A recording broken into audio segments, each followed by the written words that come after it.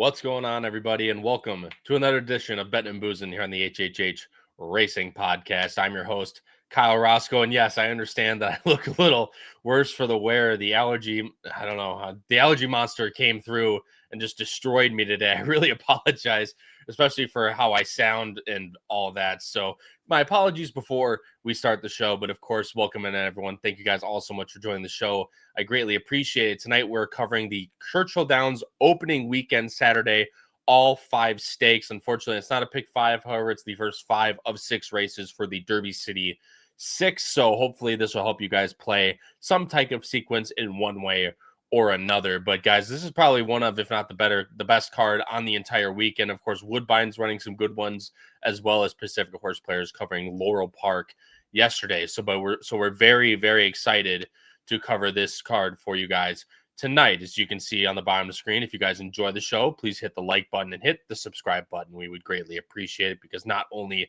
is it the best way to help out our channel and completely free to do, it also pushes these videos out into YouTube's algorithm to hopefully bring more horse players over to the HHH Racing Podcast. And of course, for that, we thank you. And you can see on the bottom side of the screen right now, I actually needed to change that because the show that was normally Thursdays at 9:30 p.m. Eastern for the Del Mar meet, Pacific Horseplayers, is now moving back to their normal scheduled programming of Tuesday at 9:30 p.m. Eastern. Again, they covered a nice Laurel Stakes card between Ryan and Jackson yesterday. Of course, right here, Bettin N Boozin every single Wednesday at 8 p.m. Eastern. And now the only show on Thursdays that we do, Thursdays at 8 p.m. Eastern, with Picks and Ponies covering a great Woodbine day with multiple grade ones to boot. So we hope to see you guys over there, and all those podcasts will also be posted in audio form: Apple Podcasts, Spotify, and Anchor. For those, please go rate, review, and subscribe over there.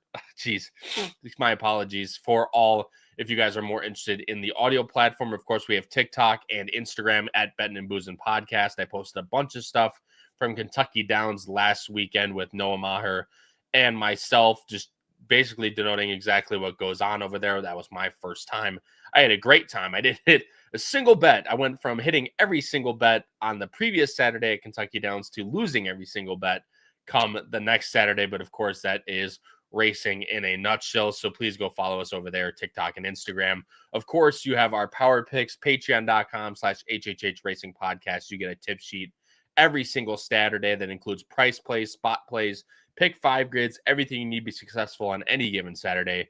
We here at the HHH Racing Podcast have you covered with the power picks. Again, that's all done through Patreon. It's one of the most affordable and profitable tip sheets, as we've gone for over 4.5 years now and still hold an ROI well over the profitable mark. And it's only $4.99 a weekend. It's all built, again, through patreon.com/HHH Racing Podcast. And you can view previous editions of those power picks before you buy them, or you just want to learn more about our podcast, you can go to HHHRacingPodcast.com for all of that. I see a bunch of people in the chat already. Thank you guys all so much. If you guys are new here or coming back and have not chatted in the live chat, it's all done on YouTube.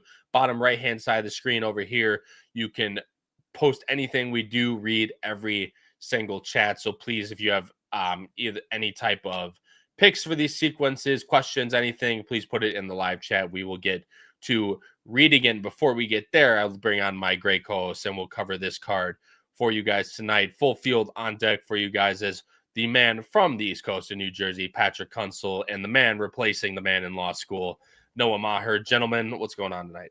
Please, is that what we call him now? Is that what we call him now? The man who's replacing the man in law school? The replacement, yeah. Typically, I prefer going to the bullpen, but whatever floats your boat.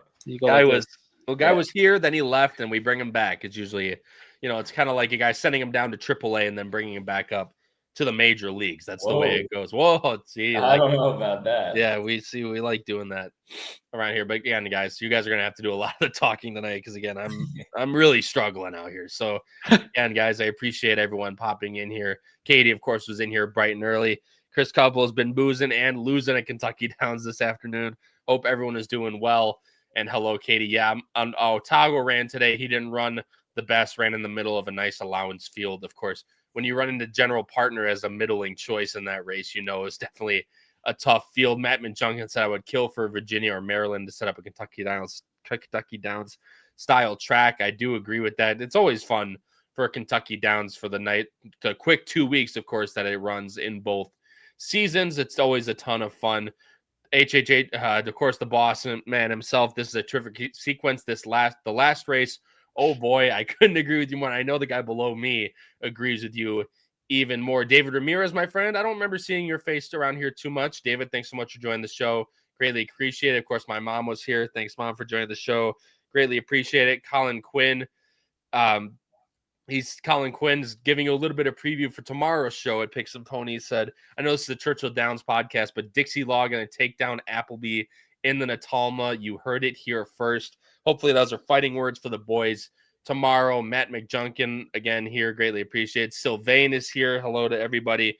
And Abraham Mendez says Kentucky Downs is a hard one to win a pick 5 at. That is definitely an understatement, my friend. But thanks so much. I haven't seen your name before. Thanks so much for joining the show. Greatly appreciated. Gentlemen, again, we're not going to waste too many people's time. The only one way to cure, as the gracious Patrick Kunsel put it before the show, the only way to cure the allergies is to drink a beverage. Cheers, buddy. You got this. You'll make it through. Trust me, I got you. We're working on. See, Pat, look at this. I even bring. Oh no, I think Emma got me this one, but this was Ollie's birthday gift in Saratoga. So we'll put the koozie on. Hopefully that brings a little bit of good luck. And Jim Pilar's, of course, is here. I can't forget you, my friend. Let's get right into it. It starts with a grade 3, guys. The Pocahontas. It's only a field of 7, but a very nice field of 7 of the 2-year-old filly division at that. 300,000 on the line. Filly, 2 years old, going 1 mile on the Churchill dirt. Of course, that being one turn, as you see putting up on the screen right now. The morning line favorite goes to the number 6, Dazzling Dame, the Maryland bred for Luis Saez and Brittany Russell. Second choice, the number 2, Miscomplicated, Julian Leperoux and Ian Wilkes at 7-2. And your third choice to the inside, the number 1, Starlit Sky. I don't know what, that's a crazy ad there, by the way. I apologize. Crazy. Starlit Sky, 9-2. I thought it was Jetpack Joyride for a second there. What year we were in. Hey guys, I'm going to put up on the screen right now, and in the Pocahontas, we're going with 3 different horses, so that'll put into perspective there how hard this little field of 7 actually turned out to be. I'm going with the number 5, Our Two Girls. Pat's going with the number 2, Miscomplicated. Noah, you're chucking out with the favorite, Dazzling Dame. Saez Russell, of course, we know how good Brittany Russell is out on the East Coast, looking to take her talents now to Churchill Downs with the number 6, Dazzling Dame. Yeah, and I think our picks are pretty indicative. I thought this was a pretty difficult race to kind of kick things off here. I just like that the fact that she's done it against winners. I thought her win last time at Monmouth in the sorority was pretty good. She's just naturally very, very fast. I know there's a decent amount of speed in here. The filly to her outside is pretty quick, but I have a hard time believing that Dazzling Dame's probably not going to be on the lead, at least very, very close, especially with Saez on board today. But going back to her win in the sorority, she was quick out of the blocks. She had the inside post that day, and she's actually had the inside post her last her 2 career races. But she was going at it with a Godolphin runner in Fond of You, who was just kind of in chase mode. I like the way that she kind of put her away, was professional, kind of took on the challenge from Spitfire, held her off pretty much at bay, and those 2 were 7.5 clear of the rest. So I thought that race just visually was pretty decent. I know in terms of numbers, it's a little tough to separate because I think you can make a lot of cases in here. They're kind of yin-yang, where it seems like one of them could jump up, and maybe this is the one with the back-to-back buyers can improve once again. And I'm hoping that Brittany Russell gets herself in the winner's circle. I mean, absolutely, and she's no stranger to that. And Howard brings up a good point. I was going to bring it up in the middle when we were talking, but the Pocahontas and the Iroquois are the first points on the line for the Kentucky Derby and the Kentucky Oaks. So starts an 8-month-long race to the first Friday and Saturday in May. Dazzling Dame could easily be that. For this horse, though, I do like the fact that Saez hops aboard. Just shows you kind of the intention, I would assume, to put this horse on the lead pad. You have this horse in second. I actually don't have this horse anywhere, but if this horse wins, I wouldn't exactly be completely surprised, Pat. No, I would not be surprised at all. And Noah makes a very valid point about, any horse in here taking a step up and, besting this field. And that's kind of why I fell on the 2 Miscomplicated. Listen, I thought her debut was pretty impressive in there.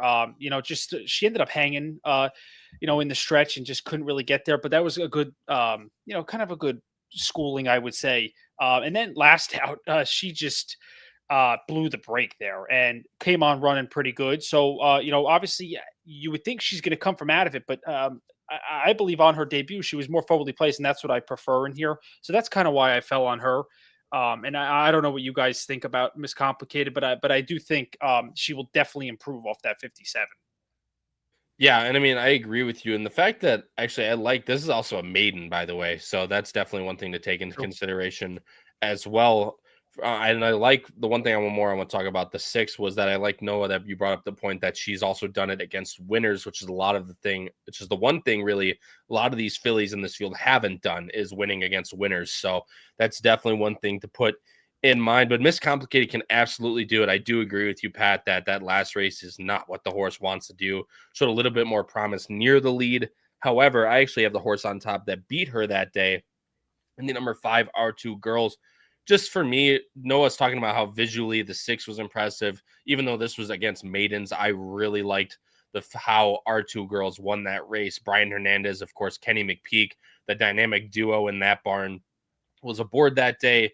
And just even though 10-1 on the morning line, Kenny McPeak or 10-1 out at post time last time, Kenny McPeak doesn't win with firsters a lot. And when these horses win, especially visually and just numbers impressive, it's one thing you got to take a look at. And this is going from 6 furlongs to a mile. I do understand, but Curlin Mare Caravaggio's done very, very nice to the start of his career. You can see that 2-year-olds winning 16% of the time. Last time out, obviously winning at 2-year-old first-time starters at the 19%. And that looking at that dirt route, getting closer to their 19% on that win as well. So definitely one thing to keep in mind that the distance should not be any issue for our 2 girls. And with the 6 Dazzling Dame going off the lead, the 7 Embrace the Moment, our 2 girls, number 5, should sit in theory right behind those 2, exactly the same trip she got last time. And if she does, she could easily take a step forward in here and win at a decent price of 6-1 on the morning line. Really, there's no other horses we need to talk about. I have Embraced the Moment on top. What do you want to say, Pat? Go ahead. Yeah, Kyle, just to bounce off your point with our 2 girls, I don't know what you thought, and I don't know if you saw her replay. I know I had to look it up on YouTube, but I thought the way she got to the rail in there, pretty courageous doing that first time. Some people could look at that as getting an easy trip. I don't know if that's kind of what you saw, but I thought that was pretty impressive. I don't know, I kind of have to like her a little bit because I like Miss Complicated, so that's kind of why I'm hoping that was more impressive when we get to Saturday. But I don't know. I just wanted to point that out. No, I think that's a good point. Obviously, like I said, Noah doesn't have her in there. Noah, I'll let you close out with any last things you want to say. As you do also have the 3 who none of us have in there as well. But Embrace the Moment, I have in third. Just thought, again, the numbers wise, this horse actually stands out the most. But again, shouldn't get the easiest lead like she did last time. And if she does end up getting the lead, she could be dangerous. But again, if she sits off the 6, I don't know which one I'd rather have. But no, I'll let you close it out again. Anything you want to add again against our 2 girls, and then you can finish up with the other Kenny McPeak, the one ridden by Irad Ortiz, which is never one, of course, to shy away from. Well, with the R2 girls race, I'm just slightly against her just because I thought the trip that she got in there was very, very favorable versus Miss Complicated. Didn't break well and had to swing wide and made a huge run. And just in terms of dynamics of that race, I mean, first, third, and fourth, or second, third, and fourth down the backside. So that pace pretty much held together. And Miss Complicated came from way out of it. So it feels like if I want anyone out of that race, it's probably the 2, even though she is a maiden. So that's why I've got her in second. I think she could probably step up, and it would be no surprise to any of us. And I've got the 3 third just because I think that race wasn't all that talented from a talent standpoint. I don't know what was necessarily in behind this McPeak runner, but I feel like she could get a little bit lost on the board. If you watch a replay carefully, she's just super, super green. And they McPeak debuted her at 7, so I don't think the mile here is going to be much of a concern. It just seems like she's really kind of learning things as she goes, and she's come back with some decent work. So I think she's one that can maybe be on the up and up. And it's just a tough race. I think you can make a case for a lot of them in here. Yeah, I agree with you. And the only thing was obviously off the turf race in there, but Irad does hop aboard. So unfortunately, that's the one thing I think might take away from the getting lost on the board standpoint, just because Irad's on her. And you know how many people gravitate to the man that I think holds the second highest win rate in the U.S. as of right now. But guys, in the Pocahontas, we all see it pretty differently, honestly. I'm going 5-2-7. Pat's going 2-6-5. Noah's going 6-2-3. Guys, moving on to the race number 7, which is the Fasig-Tipton Locust Grove Stakes. It's a grade 2 going a mile and a 16th. Fillies and mares, 3-year-olds and upward. It's a field of 6, but guys, this is another, again, decently stout field of 6. Even though they're short fields, they're getting horses in here that make this a very competitive race, headed by the number 3 Royal Spa. Gaffleone hops aboard Rudy Brissett at 8-5. Number 2 Alpine Princess, Irad Ortiz, Brad Cox at 2-1. And your third choice to the outside, the number 6 Our Pretty Woman, Luis Saez, Steve Asmussen on the board at 4-1. Moving to our choices right now, Noah and I are both going with Royal Spa. Pat, however, is going with the number 2 Alpine Princess. Pat, you get the great honor of telling us why we are wrong and you are right with the horse that I actually saw in person, won that race at Indianapolis. What did you like most about the number 2 Alpine Princess? Yeah. So listen, and I have a feeling I know what you're going to say about the race in Indianapolis. But this is the way she needs to be ridden. She needs to get to the lead in here and take them all the way. Going this distance. I firmly believe that. Last time out was out of her element. She just was. You don't want to be wide at Ellis on that first turn. She was that, and she just wasn't able to really do much running in there. So I'm hoping she's able to bounce back in here. I'm strictly putting her on top because I think she goes. I want her to go wire to wire in here, guys. And that's like the way she's done her best running. Obviously she's faced Royal Spa before and was from off the pace in the Shawnee, and that's what I don't want. So that's why I think I can give her another chance in here. Now the price, I really. Listen, she's going to be the clear-cut second choice, so I'm going to have to, swallow that for what it is. But I'm more against Royal Spa than really, loving Alpine Princess. But that's why I think she's going to be able to go wire to wire. Yeah, and I completely understand that. And the thing is Pat, Noah, I kind of hope that's exactly what happens in this race, because if Alpine Princess does end up going.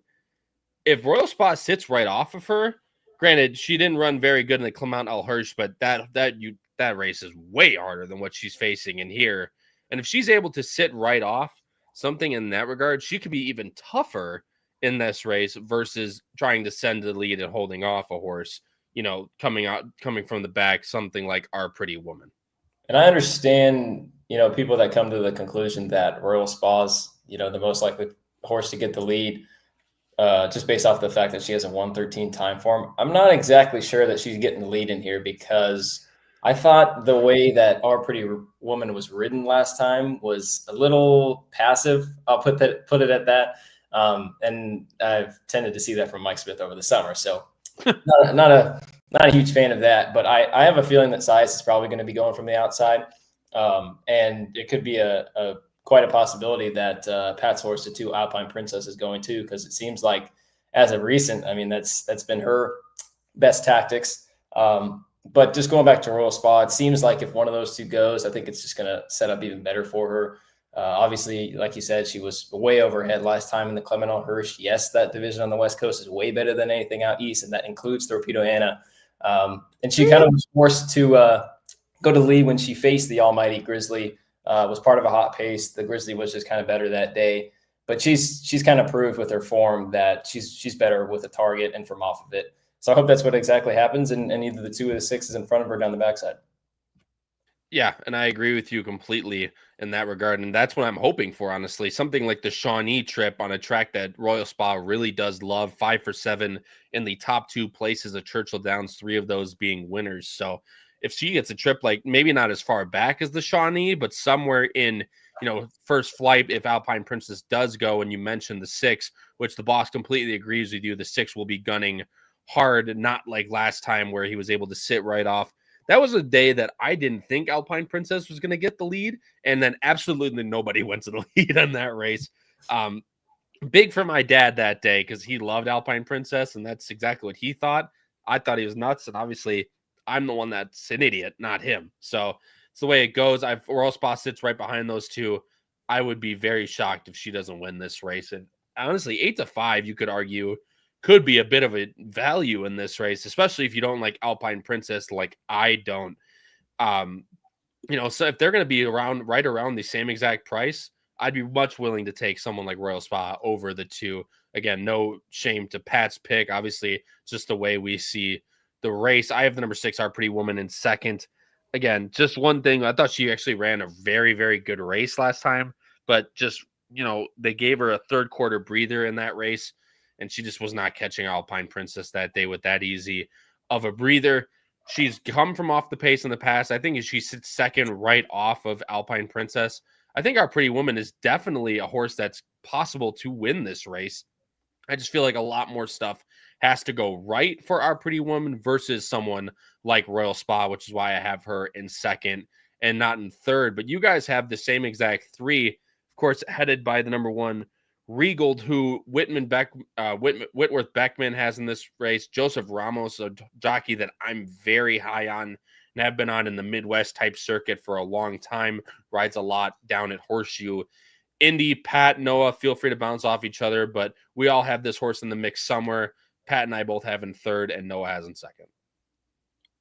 Yeah, regarding her in here, Kyle, I thought she was just really pace compromised at Ellis Park, and the way she ran, she completely outran her odds in there.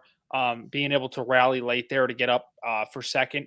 And that's kind of what I took away. I'm pretty sure if I got this correct, she was purchased, in May, like not a private purchase, but just was purchased by new owners at a sale. So she comes in here now, second off that. And, should listen, she's going to be half the price of what she was in the groupie doll. But I really liked that race last time. And Pat, it almost kind of seems like if you're a fan of Alpine Princess like you are, it feels like you kind of have to like her too. And even if you like the 3, I mean, you look at the race in the Heavenly Cause at Laurel, she was only a neck behind the Royal Spa. So, I mean, if you can make a case for Royal Spa, I feel like you can make just as good a case for her. Now, the worry is that if the 2 and the 6 don't go, there's a very minimal chance that she has of winning this race. But, maybe those 2 kind of heat it up. Maybe the 3 goes with them too, and she's the one running. I know Howard makes a good case that she might be the now horse. And second off of the trainer switch to Beckman, I know he's very capable of moving horses up. So why doesn't she have a chance in here? I completely agree with you. And it's just the fact that if I don't think there's going to be too much speed in here, I would probably have Regal even higher, if not on top. Just a matter of if someone like Royal Spa, again, sits right in behind those 2, I think she might just be running for second. However, again, I could easily see her, again, being 4 years old, again, second off the trainer switch, as my astute co-host mentioned. I feel like she could be that type of now horse. And she's 8-1 on the morning line. Sorry, guys, I got to bring up the morning line odds. Yeah, 8-1 on the morning line. She might even get bet down from there. Granted, there's 3 horses below her that should be, clear cut first, second, and third choices. But 8-1 seems very fair, especially with that trip last time where she had that massive run, beating Alpine Princess in a 25-2, 50-1, 113-4, especially for Ellis Park. Those are not fast fractions. So I think Regal definitely is in with a chance if the pace heats up. In the Locust Grove, I'm going 3-6-1. Pat's going 2-3-1. Noah's going 3-1-2. Guys, moving over to the next, which is the Iroquois. Again, it's the first race available for Kentucky Derby points come for May of 2026. A grade 3, 300,000 on the line, 1 mile again for 2-year-olds. Again, just the male version of the Pocahontas. Draws a field of 10, though, instead. The morning line favorite being the very seemingly talented Comport, Tyler Gaffalione, Eddie Keneally, 6-5 on the morning line. Second choice, the I almost said Wintrust, which is the bank in Chicago. Spice Runner, the Winchell horse for Jose Ortiz and Steve Asmussen. Your third choice to the inside is number 1, Nothing Personal, Jamie Rodriguez, and Greg Compton 8-1 on the morning line. Bringing up our picks right now, guys. Two of us are going with Comport. Noah, I like that you have that horse. I almost put that horse in third, in second, actually. I ended up going with the one instead, but Vost, Florent Giroux, Will Walden, 12-1 on the morning line, Noah, looking to beat Pat and I's pick of the chalk in this race with the number 7 Compton. What'd you like most about the number 8 Vost? Well, first of all, I know Pat agrees. I don't think we're getting anywhere close to 12-1 on this homebred for OXO Equine. I know we can't watch the replay last time, but boy, was it remarkable. You know, he was drawn to the inside, didn't break all that well, kind of in between horses, swung out wide, and actually made kind of a progressive middle move to actually get on top of the leaders as they hit the top of the stretch. And after that, you were thinking, you know, maybe he'll kind of tire out, which, you know, you would have given him credit for, but he continues to power on. Giroux's actually wrapped up when they're across the line and gallops out well. I know it came back to 53 buyer, but just the visual on that race I thought was very, very good. He has every right to improve in this race. He's come back with fast work since then. Seems like it has been a spot ever since he crossed that finish line to get him here in the Iroquois. And I think he's got as good a shot as anyone. If the 7 kind of, you know, runs evenly as I don't know how much progression I'm going to see from the 7. If the 7 progresses based on numbers, he's a very, very likely winner in here. I'm a little worried that maybe we've kind of seen the best of him. And I feel like in a race like this, I want to go to someone that I think's got some serious upside. And I think the 8 Vost has just that. Obviously, Pat, you think so as well. You have the horse in second. My worry, obviously, we'll see where this horse shakes out. And that's the type of race that this is, right? First time out of the maiden ranks, was way far back last time. Obviously, he put in a really good run, but you're not even sure if he wants to be that far back. You know, we see it all the time where these horses actually end up showing a little bit more speed. If they mature, they break out of the gate a little bit better. Obviously, being worked from the gate, stuff like that. This could be a big improvement and one to catch. Almost like seems like this could be the time for a horse like this. Yeah, that's a good point. Yeah, Will Walden's been great with his 2-year-olds, and you got to figure, you know, they've obviously worked on, you know, getting out of the gate and things like that. So I'm not concerned, but I don't think this horse will be 12-1, like Noah said, at all. And just going off that replay, you know, you have to give this horse a little bit of a look.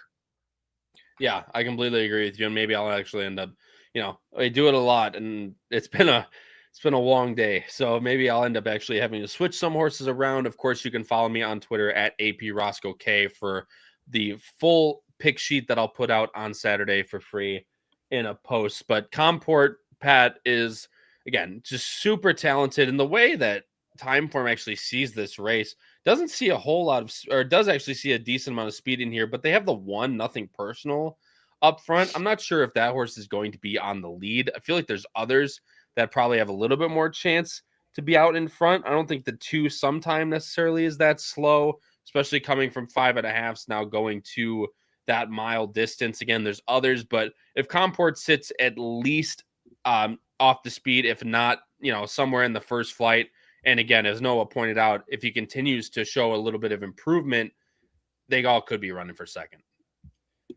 Yeah, for sure. And listen, I don't know, Kyle. I just think this horse should appreciate going the mile, right?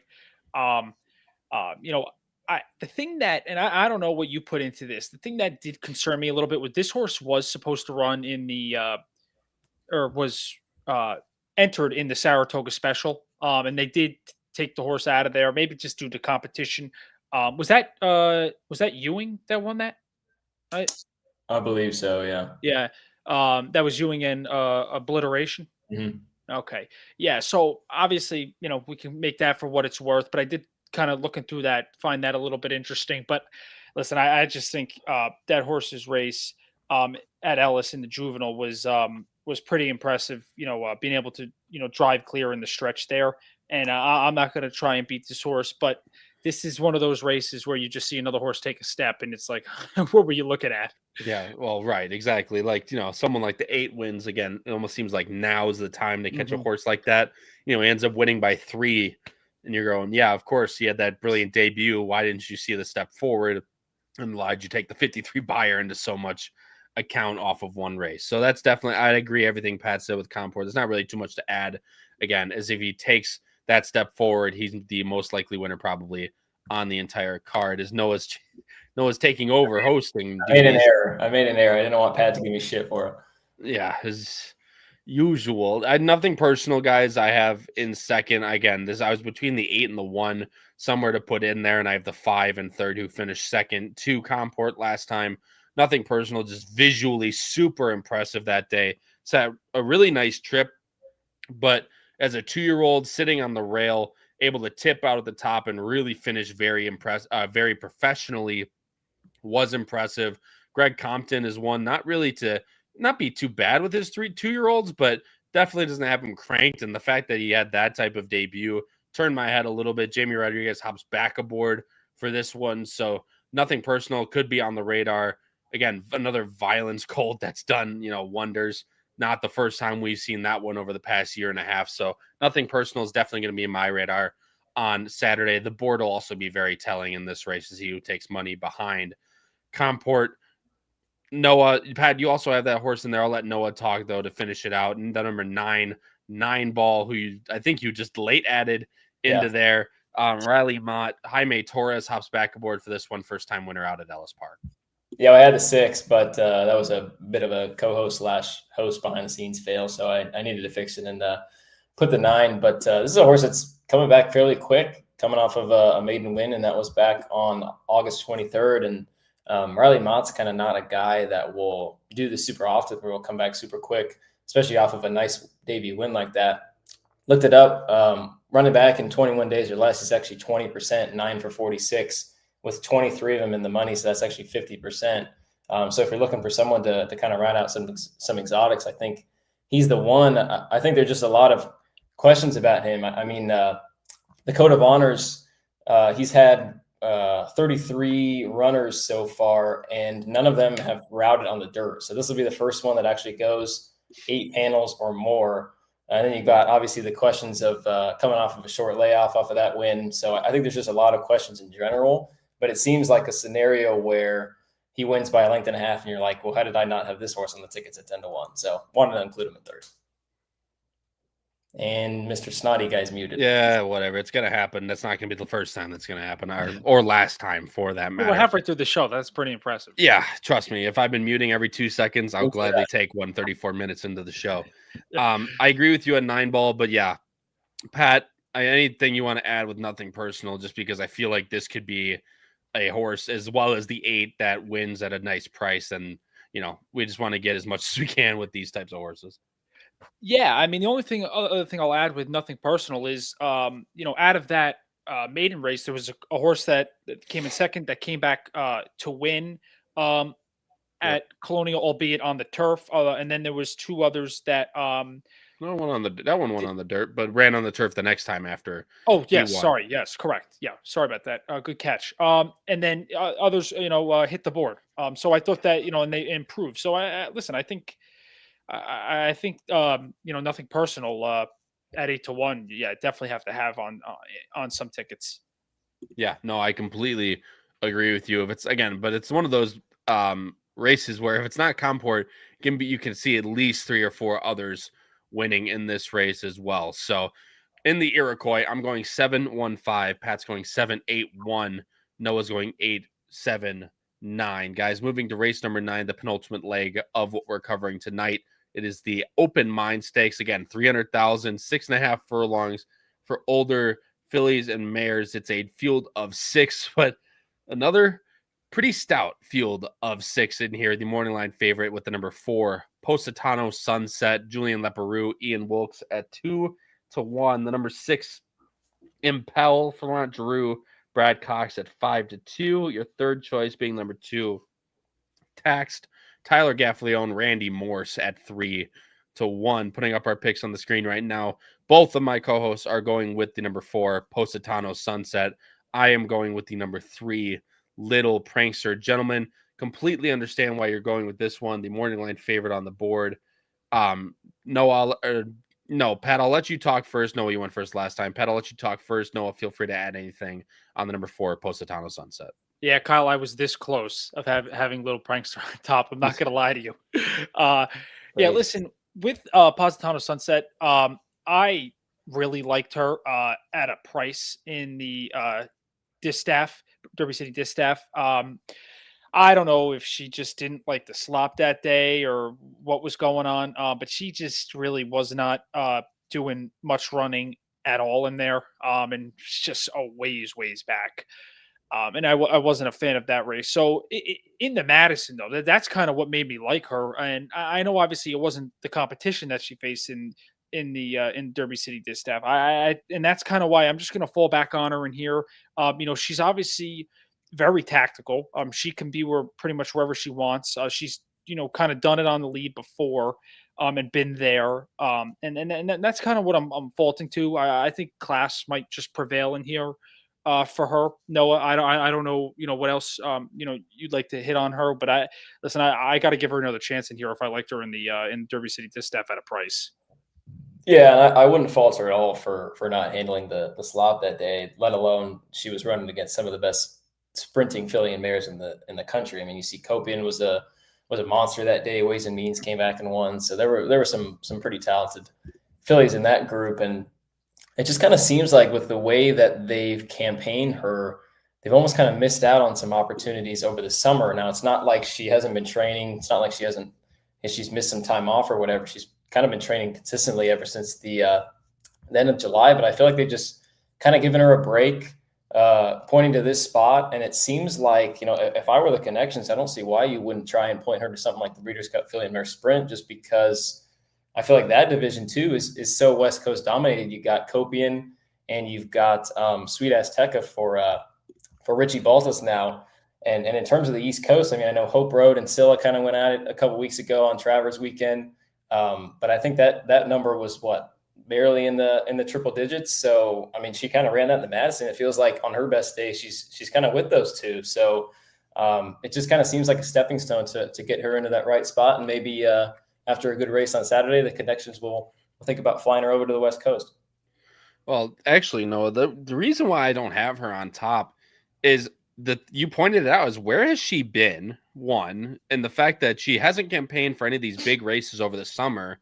Obviously, you'd imagine they're making a final push for that Breeders' Cup spot, but this almost just doesn't seem like the spot she wants to win in almost. As Howard pointed out, he said he's going 2-4-3 for that matter. Can't believe I'm picking Taxed on top. Completely against Impel. I have her in second, although I had her in fifth and I had her in second just for the sole pace scenario play. But I do completely understand, and I'm completely against her on the win end as well.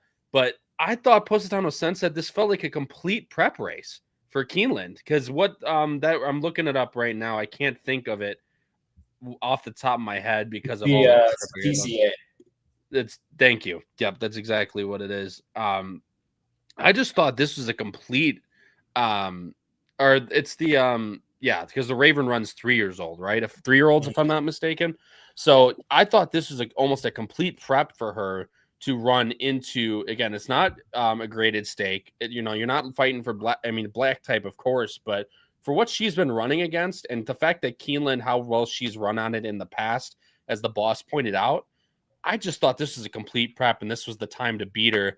And I'm doing it with a horse who really hasn't come back with good numbers as of late. But however, this will be on her preferred track. The number 3, Little Prankster, Philip Bauer. Jose Ortiz hops back aboard after winning on her earlier in the year at Churchill Downs and an N3X. Obviously, this will be a little bit of a step up from that competition. However, ran in the honorable list. Missed last time. She might still be running up at Saratoga coming down to Kentucky here. However, again, it was sloppy that day. She hasn't really run well on sloppy tracks in the past. She won on a good track at Saratoga, but hadn't been campaigned on a sloppy track before. Gonna basically just treat it as a line drawn through it and look to get her in here. She actually, according to Timeform, there is no speed in this race at all. And on the one Gray Lightning horse coming over from the beautiful Hawthorne Racecourse down in Chicago, Illinois, or sorry, Cicero, Illinois. My apologies. Looks to be the only horse that has gone to the lead in the past. Obviously, Impel's going to be up there. I don't think she's going to be slow. Although in her previous races, she has shown she's been better with a target. And if Little Prankster is going to go out to the lead here and just sit right off of a horse like Gray Lightning, who seems to be, cheaper speed in a spot like this, I really like the trip for Little Prankster. Is she as good as she used to be? That's going to be the question. However, she's going to be second, third, fourth, third or fourth choice in this race. That's good enough for me to take a shot on her in here. Pat, you said you were going to have her. You were this close to having her on top. Is it kind of the same pace scenario you saw, or is it something else? No, I agree. I really liked her Churchill race, two back in there. The way she was able to, go on with it. She was on that pace pretty much most of the way in that race. Yeah. And so I kind of felt that, Phil Bauer thought of this horse pretty well to put her in the honorable miss, in a pretty decent, tough spot. And listen, I don't see why she can't hit the board in here. And I'll definitely be playing a 4-3 exacta with her. Yeah, I do agree with that completely. And she didn't get the best trip in that race either. She got steady. Granted, she was way back. She really didn't seem like she handled the slop that well. And to boot, she got checked on the far turn, put right to last, and never had any type of chance in that race. So again, treating it as a line drawn through it. And if she can get back to, that mid-high, you're going to need high 80s, I think, to win in here at least. But she has run that before multiple times. And if she can get back to that, I think Little Prankster could surprise a little bit of people at what's going to be third or fourth choice. Noah, I have the number 6 as well as you, Impel. And this is a horse Howard said that he's completely against in the chat. And I do understand why. It almost seems like a one race horse in 2025, including the late part of 2024. Just seems like she kind of dropped off after having, such a good campaign in early 2024 with third in the Ashland, second in the 8 Bells to Leslie's Rose and Mine Main Squeeze, respectively. However, she looked like an absolute shoo-in in the Indiana Oaks there, and she did not run. She almost didn't run a single lick that day with a horse that you picked on top that day in Chatalis. So again, looking to get her back into the winner's circle here. I'm against her on the win end, as it looks like you are too. However, can she win if she takes a step forward off that last race? Absolutely she can, but I wouldn't be willing to play her at 5-2.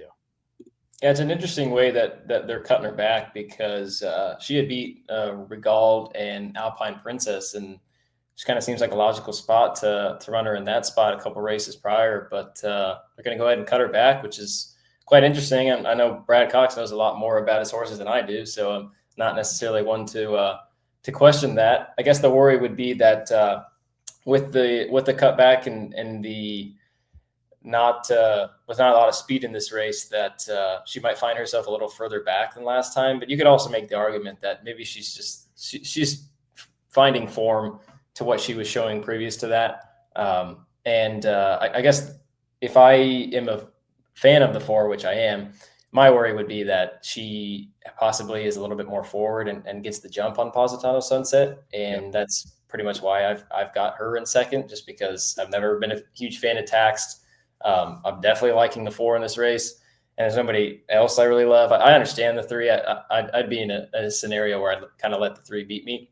Yep. So it seems like if I kind of eliminate those 2, then she's kind of the default for second. But I'm just kind of all over Positano in her.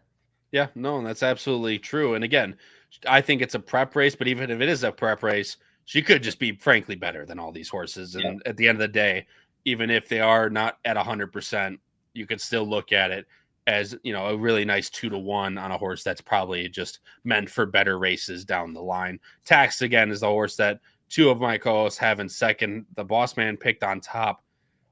I cannot trust her on top. It's just something, especially with no pace in front of her, according to the time form. You would argue that, and Howard, stop taking my words out of my mouth, man. She said, isn't Tax better sprinting? That's one of my angles. I was going to say, last time out ran a mile, but you could go back into the form. I mean, both times she ran at Oaklawn this spring, she ran very well, and both were 6 furlongs sprinting. Of course, this race is 6.5. So maybe she is just better sprinting as part of those 6 furlong sprints at Oaklawn Park in the spring. But again, 3-1 on a horse that I've had really trouble time trusting over the past couple years is just a little too low for me, but I do completely understand why that tax could be almost like a default pick in a race where there's a lot of holes to poke and a lot of different horses. And Howard says, isn't the 1 and the 3 going? The 1's definitely going, the 3's going. But however, I love the argument that the 1 and the 3 are going. The 3's just going to sit right off the 1 and have first run on all the horses in behind, including Taxed and Positano Sunset, which is actually one of the only reasons why I have the 3 on top. I'm going 3-6-4. Pat's going 4-3-2. Noah's going 4-6-2, guys. And before we get to the ultimate leg of this sequence we're covering tonight, if you guys are enjoying the podcast here on YouTube, either live or as a replay, please hit the like button, hit the subscribe button. Again, if you're enjoying the show, we would greatly appreciate it because it's completely free to do. It's the best way to show us and help out our channel that you guys are enjoying the content by leaving the like button. Of course, hit subscribe and the notification bell so you will never miss another podcast here on the HHH Racing Podcast, as we do this every single week throughout the entirety of the year, not only talking, big tracks like Saratoga, but Keeneland's coming up as well. Going to absolutely hammer that one home, as well as Breeders' Cup, of course, in early November and late October, because it is, Friday, Breeders' Cup Friday is running on Halloween this year. So that'll be a fun one, of course, as well. So again, if you enjoy, hit the like button, hit the subscribe button. We would greatly appreciate it. Guys, the last race of the day that we're covering, not of the entire sequence, race number 10, the Louisville Thoroughbred Society Stakes, 300,000 again, 6 furlongs on the dirt, older males, draws a full field of 11, guys, in this race. Ooh, boy, this is a fun one for sure. The morning line favorite is the returning Bentornato, a very, very talented Florida bred. Irad hops aboard. Jose D'Angelo trains. 3-1 on the morning line. Second choice, the number 10, always talented Skelly, Luis Saez. Steve Asmussen, 7-2 on the morning line. Your third choice is the number 1, World Record, Tyler Gaffleone, Rudy Brissett, 4-1 on the morning line. Putting our picks up on the screen right now. You two are both going with Bentornato. I have him in second. I completely understand, although I am going with a little bit of a price in here in the number 7, Little Knee. Excuse me. Noah, I'll let you talk first. Pat, feel free to add anything you want on him. He's super talented, came back second in the Breeders' Cup Sprint behind a horse that seemed completely impossible on the day. It's probably the most impossible winner on the, the biggest surprise winner of the entire Breeders' Cup last year in Straight No Chaser, winner of the Grade 2 Gallant Bob, again, third in the Saudi Derby. The list goes on and on, but what'd you like most today about the number 3, Bentornato? Hey, that seems a little disrespectful because I had Straight No Chaser in my pick 5, so I don't know if it was. I don't know if he was the most unlikely, but well, sorry. When I come at the king, I must not miss. I understand from that point of view. But anyway, Noah, please go ahead. No, but I think we kind of found out that Bentornato was the real deal because I thought his Breeders' Cup Sprint last year. I mean, you could make the case that he ran better than Straight No Chaser, and Straight No Chaser had come back to run some really nice races after that. I think he went overseas and won a big race. Can't remember what it was off the top of my head. On the screen there, brother man. The Riyadh Dirt Sprint. The Riyadh Dirt Sprint. That's a lot of money. Yes, it is. Yeah. So I mean, no shame in losing there. And it's kind of funny because he was actually supposed to come back all the way back in December on opening day at Santa Anita in the Malibu. And I can't remember if he got hurt or if he got sick or something, but he wasn't able to come back then. And he's just been off for a long, long time. But it seems like he's been, down wherever training fine. He's been down in Florida, shipped him up to Saratoga. He'd been training up there for a little while. It just seems like one of those situations where D'Angelo's, we talked about it with Howard Wolowitz, and it's actually the same conditioner where it feels like ever since that race and they crossed the wire, they've been trying to get back to that spot, trying to get back to the Breeders' Cup. And I feel like this might be the first stepping stone to do that. And it feels like, they could have just ran him in an allowance race because he's got conditions to clear. And they decided to run him in a $300,000 stakes race, and they didn't have to do that. So this feels like it's a spot that is a good one to come back in. I tell you what, guys, and I don't know how much you pay attention to trainers and such, Pat. I have gained a lot of respect over the last year for Jose D'Angelo because, as we all know, he was based in Florida. He's brought some serious horses that have been running really, really well. And you can see he's run 530 horses this year and hitting at a 20% clip. I mean, this guy is putting on a hell of a training job and somebody that I think you need to keep notice of. Yeah, and I can tell just being on a couple of shows with you that you like the guy. You seem to have him on top and more times than not. But no, listen, I agree with you. The other thing I'll say is Jose D'Angelo, he's pretty young too. He's one of the younger trainers going. So his barn's starting to get pretty loaded. And I don't know, guys, just going through this race. I mean, the speed in here is going to be, you got to think, wicked.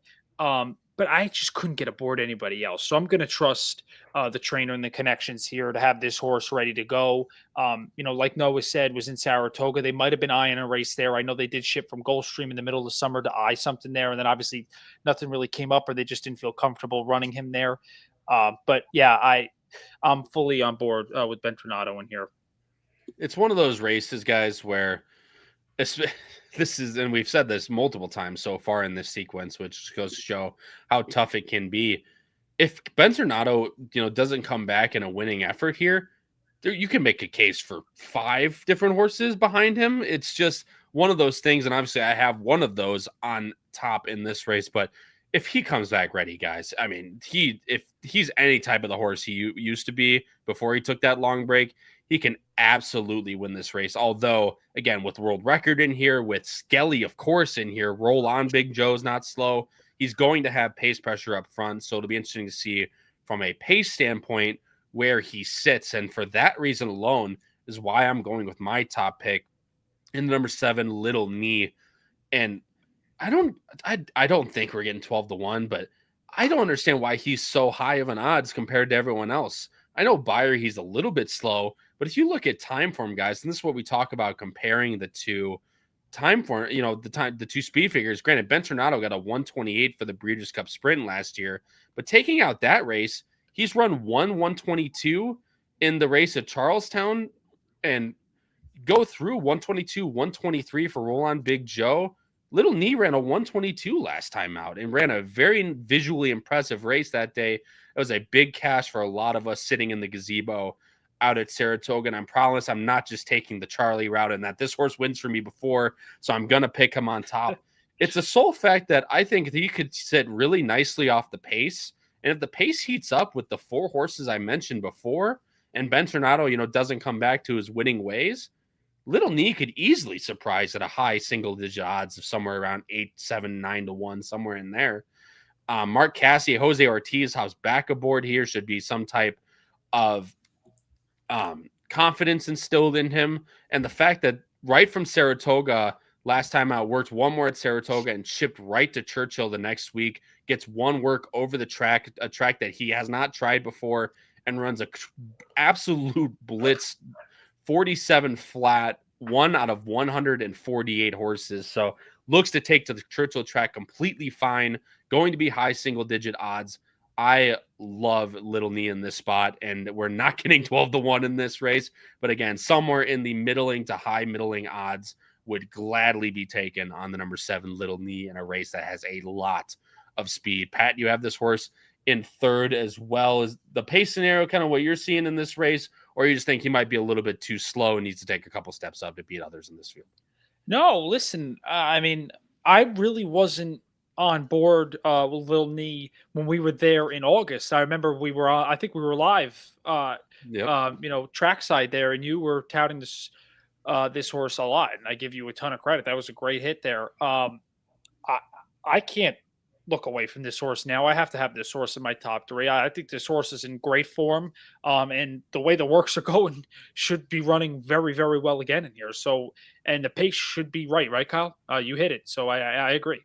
Yeah, I could not agree with you more. Again, I talked enough about him, but I think, again, at a race where if Ben Tornado doesn't fire, so many different ways you can go, and I think that those odds might exactly be what I need in this race to catch a good one. Pat, let you finish up here. You have Roll On Big Joe And then Noah, you have a couple others like World Record, who I have in third, and the number 5 Nash, who none of us touched on yet. So Pat, real quick, anything you want to add on the horse you have in second? Roll on Big Joe, and then Noah, feel free to take it from there.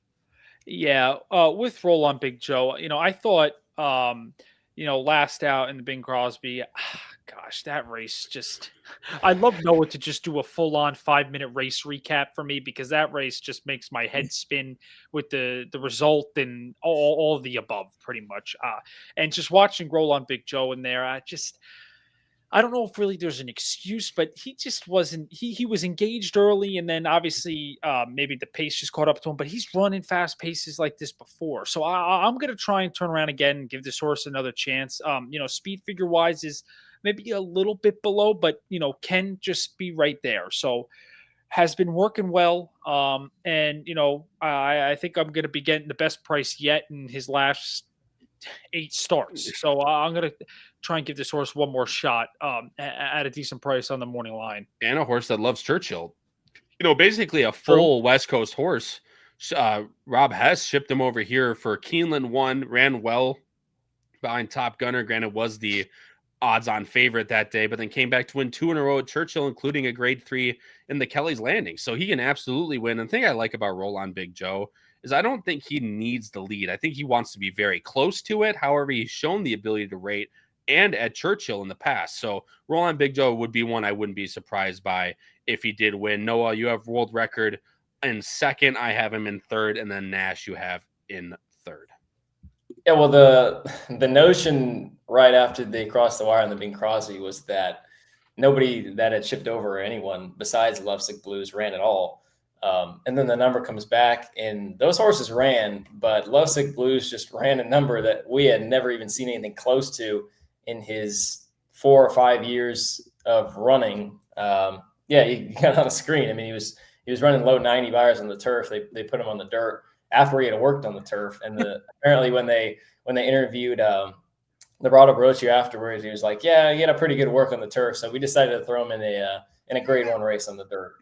I'm not how you that's how you do the math and end up with that conclusion, but I'm not one that is going to speculate. We're also not grade 1 winning trainers, so it is what it is. World Record, I know maybe it seems like he didn't run his race last time, but I don't want to fault him for the race that he ran. And we talked about it on the show and we covered it.